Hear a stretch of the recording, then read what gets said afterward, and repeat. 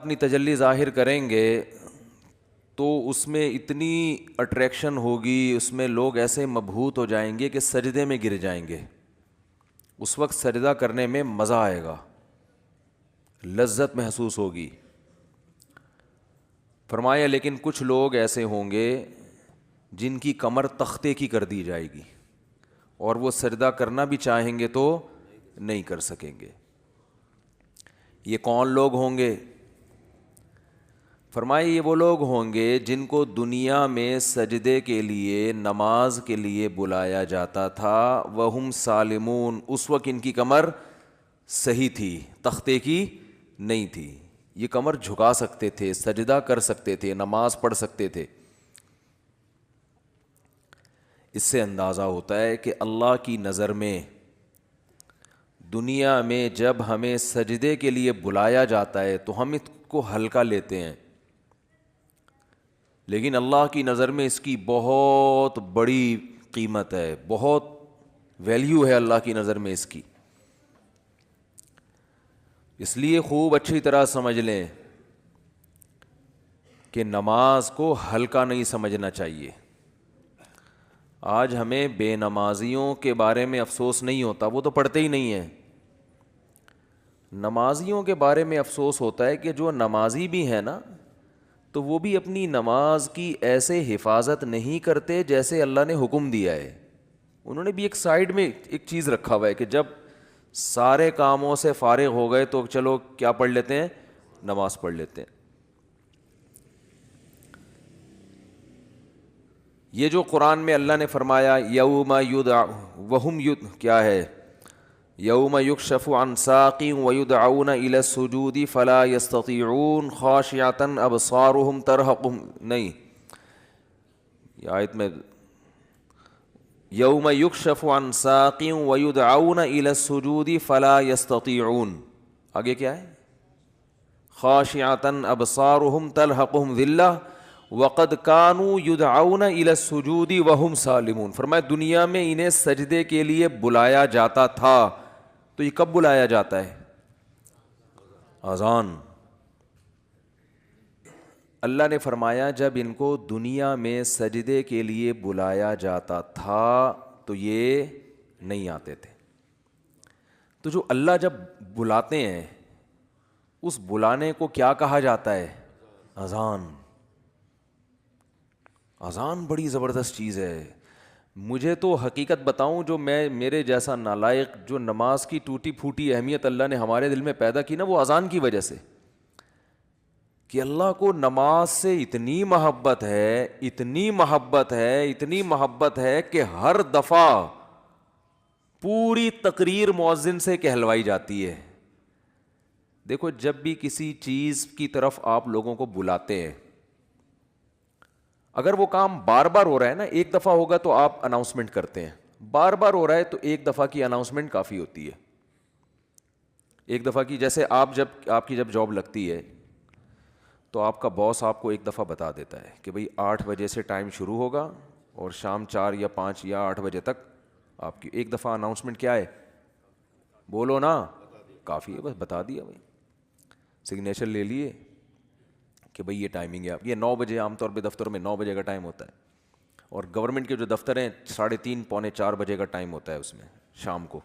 چھٹی کا ٹائم 4 بجے، پونے 4 بجے حاضری ہوگی اور 4 بجے چھٹی۔ بعض دفعہ تو آنے کا ٹائم 4 بجے ہوتا ہے، جانے کا صبح 9 بجے ہوتا ہے واپس، یعنی الٹا بھی چل رہا ہوتا ہے، جو پریکٹیکلی ہو رہا ہے نا، کہ اس ٹائم پر آئے کہ جب جانے کا ٹائم گزر چکا تھا، ٹھیک ہے نا، 4 بجے جانے کا ٹائم تھا، 5 بجے پہنچ رہے ہیں۔ تو گورنمنٹ میں اللہ کا شکر ہے بہت ساری ہمارے ہاں سہولتیں ہیں الحمدللہ۔ تو ابھی بات سے بات نکلتی ہے، چھوڑو اس کو یار، بات تو سجدے کی چل رہی تھی نا۔ تو اللہ تعالیٰ نے، ہاں میں یہ عرض کر رہا تھا کہ آپ کو ایک دفعہ بتا دیا جاتا ہے بھائی یہ ٹائم ہے، اس پہ آ جانا۔ اب یہ تو نہیں ہوتا کہ جب 8 بجیں گے یا 9 بجے کا ٹائم آفس میں دیا ہے تو باس آپ کو فون کر کے بتا رہا ہوں آ جاؤ ٹائم ہو گیا ہے۔ کبھی ہوتا ہے ایسے؟ نہیں ہوتا نا۔ کیوں نہیں ہوتا؟ ان کو پتہ ہے خود آئے گا، اس لیے کہ کیا ملتا ہے سال کے آخر میں؟ روکھڑا ملتا ہے۔ روکھڑا ملے گا تو سارے کام ہوں گے, عزت بھی ملے گی, ترقی ہوگی آپ کی. دیکھا جاتا ہے نا پرائیویٹ اداروں میں, تو دیکھا جاتا ہے, گورنمنٹ میں دیکھا جانا چاہیے کہ یہ اس کی حاضریاں کتنی ہیں اور کتنا کس نے کام کیا ہے.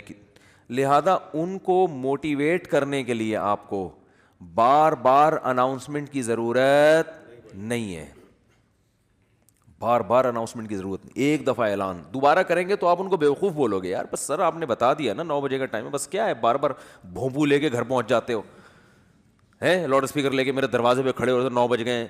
یہ جو سحری جگانے والے آتے ہیں نا, مجھے ان سے اسی وجہ سے الرجی ہے. اور بھائی ہمیں پتہ ہے یار سب کو جس نے روزہ رکھنا ہے وہ اٹھ جائے گا.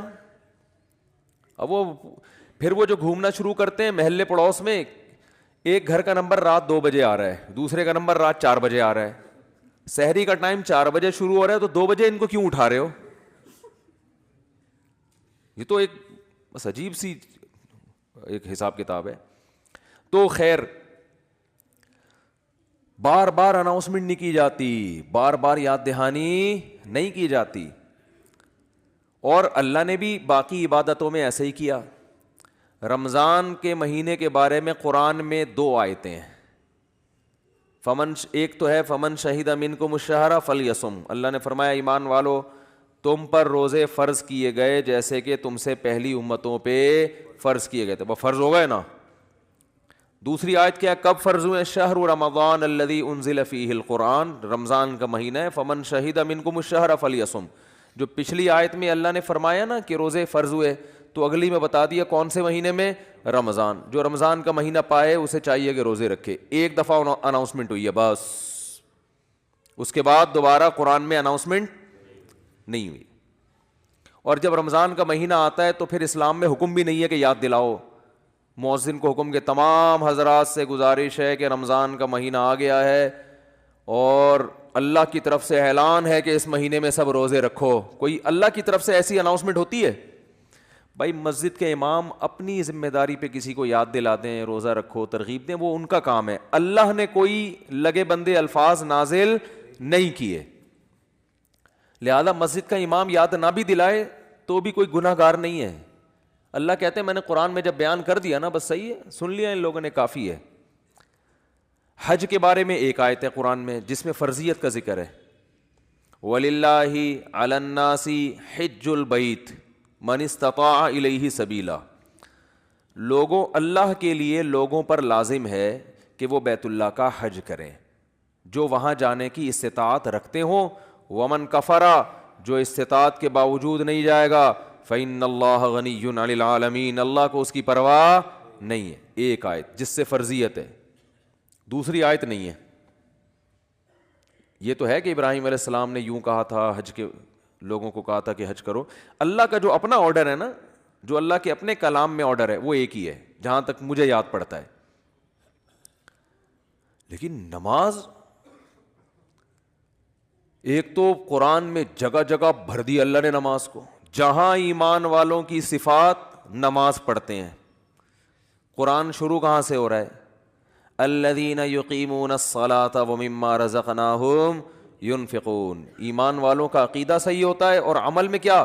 نماز قائم کرتے ہیں.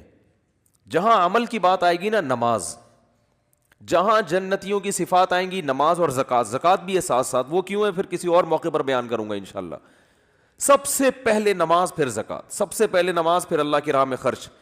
یعنی زکوٰۃ یا اللہ کی راہ میں خرچ مختلف عنوانات سے, کہ نماز بھی پڑھتے ہیں اور خرچ بھی کرتے ہیں, دونوں کام چلتے رہتے ہیں ان کے. اس سے پتہ چلتا ہے کنجوس نمازی اللہ کو پسند نہیں ہے. یعنی نماز کے ساتھ سخاوت بھی ہے. تو لیکن نماز کو پہلے درجے پہ رکھا گیا ہے. وجہ کیا ہے اس کی؟ اتنا فوکس کیوں کیا جا رہا ہے, اتنا زیادہ اس کو ہائی لائٹ کیوں کیا جا رہا ہے؟ پھر چلو اللہ نے قرآن میں درجنوں جگہوں پر کہہ دیا نماز پڑھو, بار بار کہہ دیا نماز پڑھو نماز پڑھو, اتنا کہا ہے کہ اس سے زیادہ کوئی حکم قرآن میں ملتا ہی نہیں ہے. چلو اتنا زیادہ کہہ دیا, اب تو بار بار اناؤنسمنٹ کی ضرورت اور بھی نہیں ہے نا. اب تو بالکل ہی ضرورت نہیں ہے. دیکھو آپ کے باس نے آپ کو بلایا دفتر اور آپ سے کہا کہ 9 بجے آپ نے پہنچنا ہے. ایک دفعہ کہہ دیا. اس کے بعد پھر آپ کو کہا میں دوبارہ کہہ رہا ہوں 9 بجے آپ کی ٹائمنگ شروع ہو جاتی ہے. سمجھ میں آ گئی بات؟ آپ نے کہا آ گئی. پھر تیسرے دفعہ کہہ رہا ہے میں بتاؤں کتنے بجے ٹائم ہے آپ کا؟ 9 بجے. 10 دفعہ جب کہہ دے گا نا 9 بجے, اب جب 9 بجیں گے تو آپ کو یاد نہیں دلائے گا. وہ کہے گا میں نے 10 دفعہ اسی لیے کہہ دیا تھا کہ دوبارہ مجھے یاد دلانے کی ضرورت نہ پڑے. اب آپ اگلے دن لیٹ ہو رہے ہو, 11 بجے پہنچ رہے ہو, تو وہ کہہ رہا ہے, وہ کہے گا کہ آپ کیوں لیٹ آ رہے ہو؟ آپ کو سر آپ نے 9 بجے مجھے یاد نہیں دلایا. وہ کیا کہے گا باس کہ بھائی جو پہلے دن میں نے 10 دفعہ کہا تھا نا 9 بجے, وہ اسی لیے کہا تھا کہ ایک دفعہ کہنا کافی تھا, مگر 10 دفعہ اس لیے ریپیٹ کیا تھا کہ دوبارہ یاد دلانے کی ضرورت نہ پڑے. آپ یہ نہ کہو کہ میں بھول گیا تھا. بہت مشکل ہے سمجھانا, بہت مشکل ہے. تو جب اللہ نے نماز کو سینکڑوں دفعہ ریپیٹ کیا قرآن میں, تو اب تو ہر وقت یاد دلانے کی بالکل بھی ضرورت نہیں تھی.